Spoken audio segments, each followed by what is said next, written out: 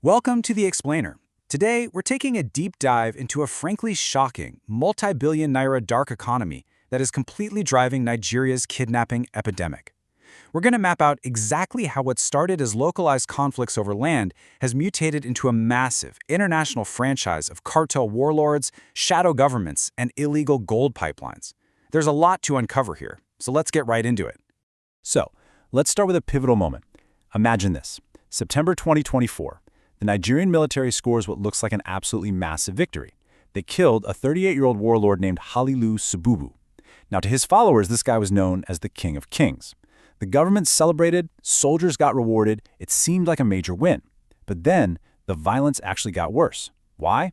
Well, because Sububu didn't just run some simple street gang, he ran a highly structured, well-oiled economic system. And killing him didn't end the violence. It just shattered his syndicate into deadlier, competing factions, all suddenly fighting over his gold mines, his weapons routes, and his empty throne. First up, we need to understand the business of kidnapping. To really grasp the sheer scale of this, we have to look past the surface-level tragedies, like the horrifying St. Mary's abduction, where over 300 children were marched into the forest, and we have to look at the cold, hard economics. Between July 2024 and June 2025, there are over 4,700 kidnappings in Nigeria. Across all those incidents, kidnappers demanded a staggering total of 48 billion naira in ransom. But here is the real kicker. They only collected about 2.5 billion. That is roughly 5%. Just 5%. What that tells us is we aren't looking at targeted high-value heists here. This is a highly calculated, mass-market scatter diagram approach to crime. You grab 20 people from a village, you know full well most of them can't pay, but statistically speaking, a few will. And collecting that 5%, it's a massive logistical undertaking. This isn't just one guy on a motorcycle hiding out in the woods. We are looking at vast, coordinated operations.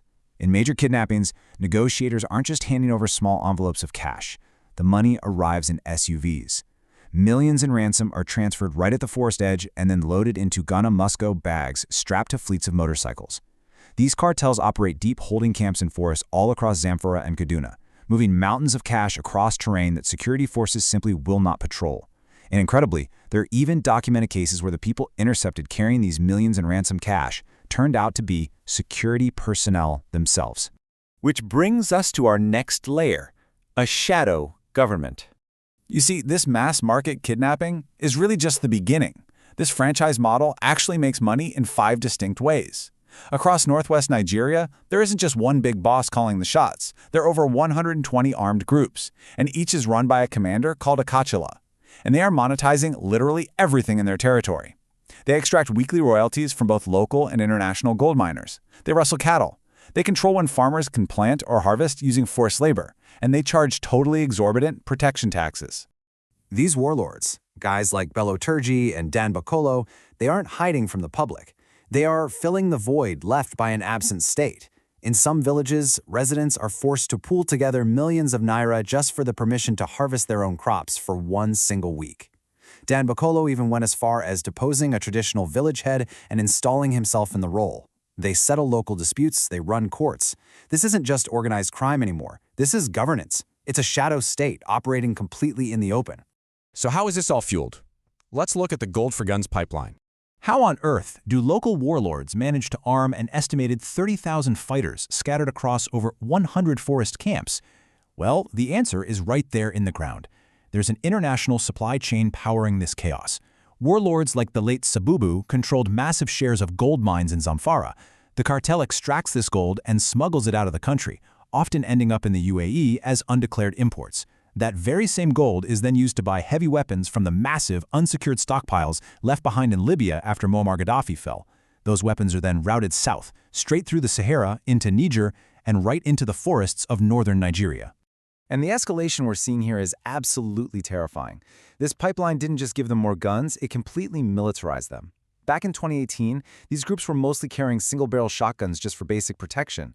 Fast forward to April 2021, and authorities were intercepting massive convoys loaded with AK-47s and rocket launchers. And then, the unthinkable happened. In July 2021, the cartels literally shot down a Nigerian Air Force Alpha jet using anti-aircraft heavy machine guns. Think about that for a second. In just 3 years, this international gold for guns pipeline evolved them from basic cattle rustlers into a militant force with surface-to-air capabilities. Okay, let's step back a second and look at the origins of the cartel. Because none of these warlords just fell from the sky. To understand how we got here, we really have to peel back the layers to the root of the conflict, which started as a desperate fight over resources. For generations, Fulani herders moved their cattle with the seasons, trading peacefully with Hausa farming communities. But then, climate change, shrinking water sources, and disappearing grazing corridors changed everything. Cattle started going missing, blame was traded back and forth, and when the state completely failed to intervene, Hausa farming communities formed armed vigilante groups, the Yansakai, to fight off the rustlers. But they ended up broadly targeting Fulani herders, and that sparked a localized deadly arms race that just spiraled completely out of control. Now, it's absolutely crucial to point out that the Fulani community is a massive victim in this ongoing crisis. The Maine Fulani Cattle Breeders Association reports that over 18,000 of their own members have been killed, 87,000 homes destroyed, and over 1 million cattle lost to this violence since 2015. This total destruction of their traditional livelihood created a massive pool of desperate, displaced young men. And unfortunately, that made them ripe for cartel recruitment. This leads us right into the most shocking layer of this explainer, the politics of impunity. We've seen the business, we've tracked the weapons, we know the history. But how does a system this large actually survive? Well, this contrast is going to punch you right in the gut. In the first 3 months of 2026, Nigeria's Drug Enforcement Agency secured 974 drug convictions. Yet since banditry was officially classified as terrorism over 4 years ago, exactly 0 major bandit warlords have been tried and convicted in a Nigerian court. 0. They get killed in airstrikes, or maybe they get amnesty, but they never face the judge. The Nigerian state clearly has the legal tools, the intelligence, and the capacity to prosecute complex crimes. I mean, they do it every single day with drug cartels. So we have to ask, why the silence on kidnappers? To answer that, you always have to follow the money and the politics. Every single year, a combined 241 billion naira is distributed as totally unaudited security votes to officials. Meanwhile, sitting officials are pointing fingers at the highest levels of power. The Minister of Solid Minerals publicly stated that powerful Nigerians are sponsoring the illegal gold mining. Senator Oshimoro went on record alleging that retired military generals use helicopters to smuggle gold out and drop weapons in. And there are high-profile allegations that former Zamfara governor and current minister Bello Matawali actually distributed vehicles to cartel leaders. Now, we have to be clear and neutrally report here that figures like Minister Matawali forcefully deny these claims, calling them completely baseless. But the very fact that these on-the-record allegations exist from sitting officials, it points to a staggeringly profitable environment of political impunity. It honestly forces us to ask a really dark question. When officials are receiving massive, completely unmonitored security funds, specifically to fight chaos, have the financial incentives for peace been completely flipped upside down? Which brings us to our final section. Are we at a point of no return? Because as this dark economy goes completely unchecked, we're watching it mutate into something even more permanent and, frankly, more dangerous. Antilla Karawa. Originally, community leaders hired Malian fighters as mercenaries to fight off the bandits because the state just wasn't there to protect them. But the catch? The mercenaries never left. Instead, they stuck around and set up permanent shadow states. They enforce strict Sharia courts, they recruit local boys with massive cash payments, and they collect taxes.